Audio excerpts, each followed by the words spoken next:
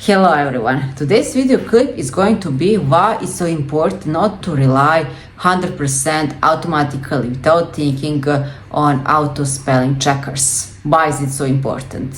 Let's start from homophones. Homophones are the words which sound the same but are spelled in different manner. So I could say your book and your, like you are, as a shorter form. Or for example, their book, but also there is, there are, there is a book on the table, there are books on the table.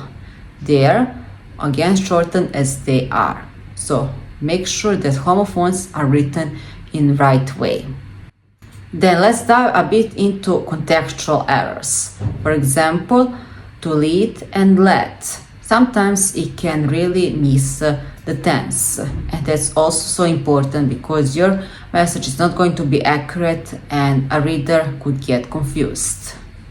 Also, please note this other contextual error.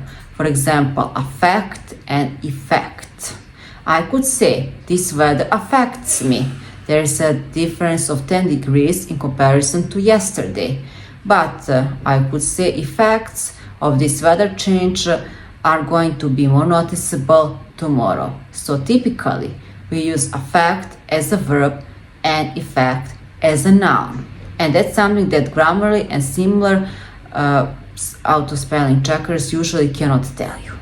One possible problem could be with abbreviations, especially those which are informal, which actually do not exist in any dictionary, something which is typical for your company. Typically, Grammarly and similar translation engines or even automatic spelling checkers are going actually to notify this as error, and they're going to give a suggestion or automatically correct in a way they think it's the best. So basically, this is the conclusion.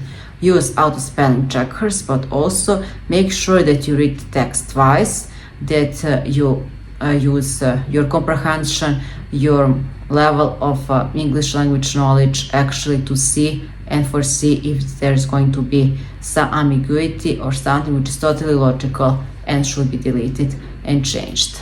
Thank you so much for watching this video. See you soon in the next video, and if you have any ideas for next lessons, please write to me. See you. Bye bye.